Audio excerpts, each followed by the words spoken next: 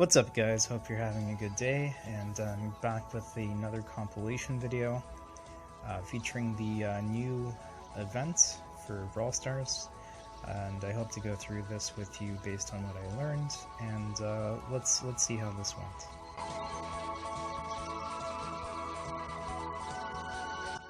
So we're opening with Jessie. Jessie has a long range and she has her turret that does constant damage per second. And she's a pretty good option for these lower level modes. You have to be careful about dying to the boss while it's raging, but on these low modes it's very forgivable. We're learning how the mechanics work.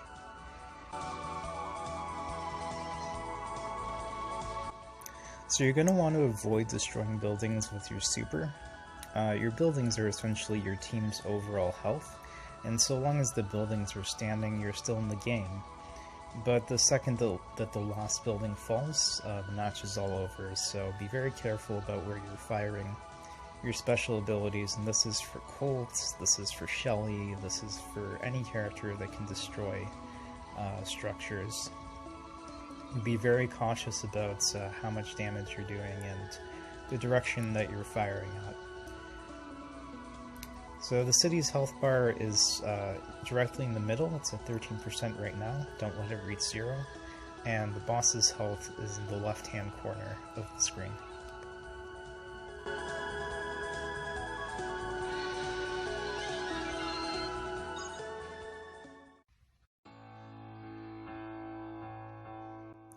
So we're switching over to Shelly now. Shelly has certain advantages. As a short-range attacker, you do have to be careful about how close you get to the boss. But Shelly has access to her star power, so whenever she uses her special, she's able to slow down opponents. That's the one that I was using initially.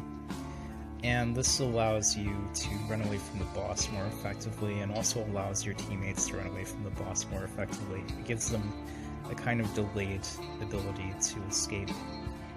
Combined with your dash, you shouldn't have much trouble escaping from raging bosses as long as you don't get cornered. So be very careful about planning a strategic escape route so that you don't end up like me in this video where I get fenced in and I end up killing myself. Not intentional, but we were still learning. I was still learning during the hard challenge how to counter this boss and figure out all the patterns here. You can also use health centers or other obstacles to distract the boss so he's not attacking you while he's in a rage. So that is another option. Don't do what I'm doing in this video. Don't shoot buildings, as I've said quite a few times now. And also avoid the swipes from the boss. If you get too close to that tail swipe, it's going to stun you. So that was the hard mode challenge, and I have a few more. I'm going to go through all the challenges I was able to actually get through.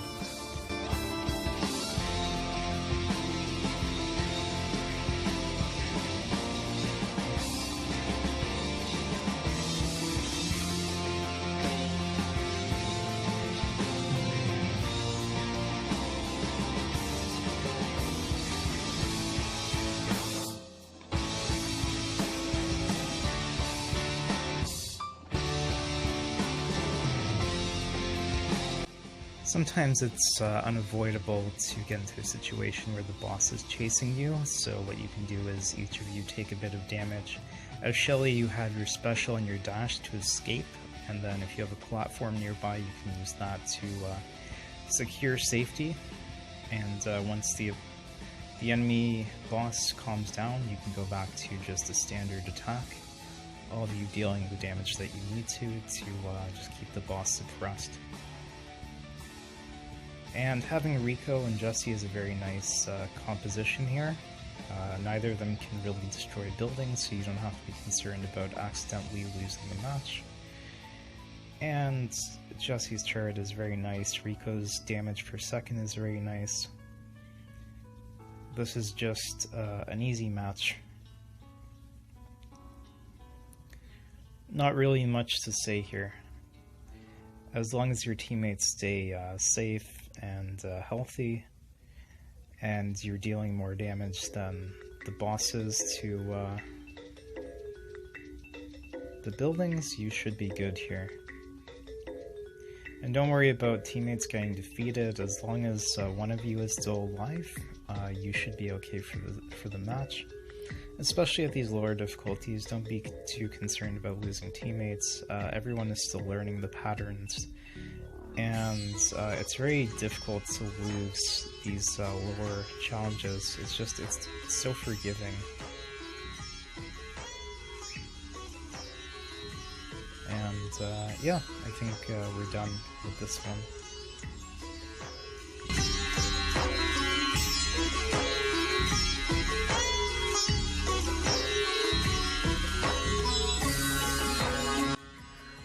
So looking back at these matches, I actually think that the other variation of Shelly, the star power that allows you to heal 1500 life every couple of seconds, I think it's 15 to 20 seconds, is probably more valuable in the long run. Because longevity is so important, especially when the boss is raging. If you can tank a couple more hits from the boss, it's actually more useful in the long run than having the slow ability. The slow ability does benefit you and your teammates, and it makes your dash much more effective. But the additional health is just something that in the long run I think really benefits you. Even when the boss gets enraged in later stages, you can use the extra health to take a few hits, and it could be the difference between losing and winning a match in some cases.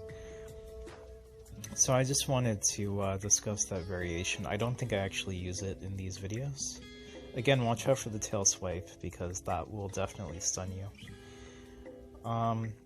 In this Master Challenge, we had Rosa and Colt. Colt is a very good damage dealer. I'm on the fence with Rosa. I wasn't able to do much with her. I've tried her a couple times, and things didn't work out. So I'm not sure if she's good for this matchup. But I'm willing to be proven wrong. I might just be a bad Rosa player. So yeah. Not much else to say here. Keep Rosa alive. Rosa benefits from the bush star power more than the damage dealing star power from experience. She can tank hits and then sneak into an area with bushes. Both my teammates are downed here, but it's okay. I can survive. Barely, but I can survive.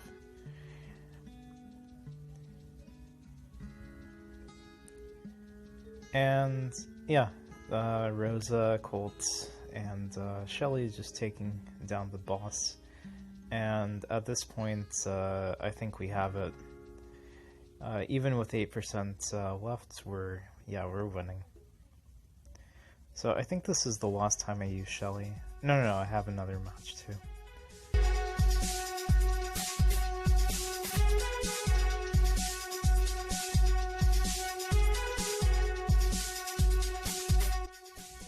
So Insane Mode introduces the Enraged mechanic, which you won't get to see really play out until the next challenge, the Insane Challenge 2. As far as teams here, Pam is very high tier. I think she's good on essentially every team that you're going to be playing with. The Healing Center just really benefits. You can keep dealing damage longer than you would be able to, because you have constant healing from the Healing Center, and then she has a special ability that heals teammates while she's shooting. So Pam is just very good, and she has decent health as well. And the health center can also be sacrificed to the Raging Boss to prevent the Raging Boss from attacking your teammates or yourself. So yeah, Pam is very strong. And El Primo is El Primo. I don't really have much to say about El Primo. El Primo has very fun Yeet's ability, where he can throw things, he can throw people. And I guess you get to throw a dinosaur, but I don't really see long-term value in El Primo as a tank. I'm not knocking my teammate here. My teammate played El Primo pretty well. But I feel like I don't see a benefit to El Primo as opposed to Rosa, except that El Primo has the ability to escape better, I guess.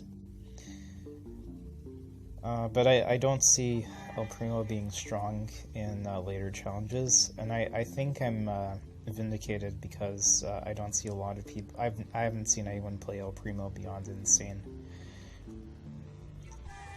So this is the Enraged boss, but he's already at 5%, and we're gonna be fine here.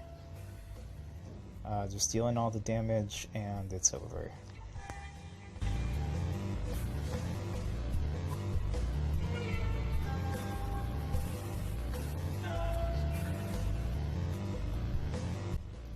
I don't have much to say about this particular match except to talk about this mechanic, this glitch that my teammate was able to discover as Gale. I've seen Gales do this a couple of times now. This makes Gale very powerful because once you walk the boss into this, you can deal him down all the way to, I believe, 75% health without any danger of being attacked. Although you don't get attacked in that phase of the boss. This glitch can also be exploited later on. You're going to see it be used twice here. So very soon it's coming up again from Gale. And Gale is very powerful, especially in the later stages of Insane mode, because Gale is able to use his special to knock away the dinosaur boss. Oh, there you go. There's the second use of it. So yeah, this is much more effective. We can knock the boss down to 45% health without any fear of being attacked. So Gale is very useful for the boss when it becomes enraged, and in general, if the boss is about to leap, and you'll see the boss prepare himself to pounce onto buildings. During that time, if Gale uses his special, he can interrupt the pounce, so that becomes very useful, especially in enraged mode. There are other characters that can use this knockback, like Shelly also has that ability, but Shelly's knockback is dangerous because it can destroy the buildings as well. So Gale is just a much safer option in this format. Gale is very strong. I would consider him to be top tier. So that's really all I have to say about this match. In enraged mode, it's kind of easy to tank the boss because the boss will actually respond if you get near it. So you can delay the boss by just throwing obstacles in front of him and just doing what you can to slow him down.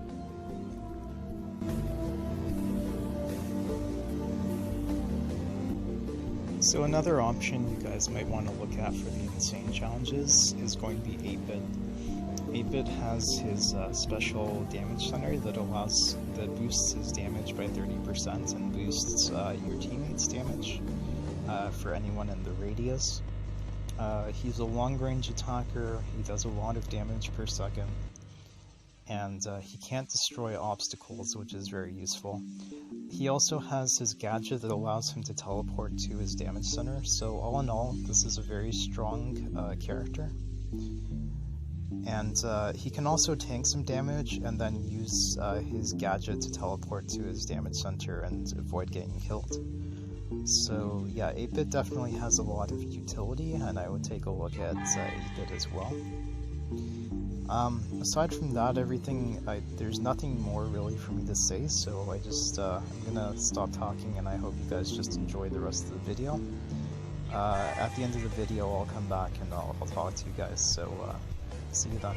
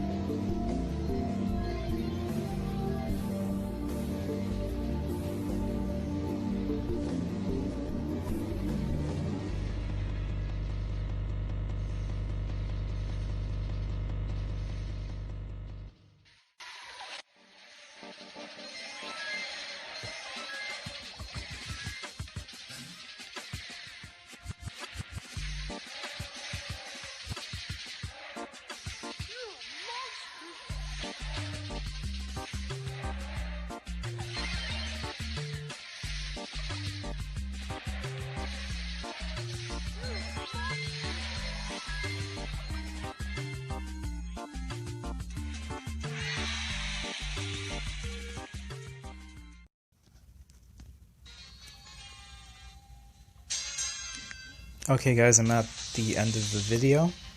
If you guys enjoyed this, please like and subscribe. If not, give me some feedback. I'd like to improve these videos and hopefully make them more helpful and enjoyable to you guys. So until then, please enjoy this extra match, and until another time, I hope you guys just take care and peace out. Bye-bye.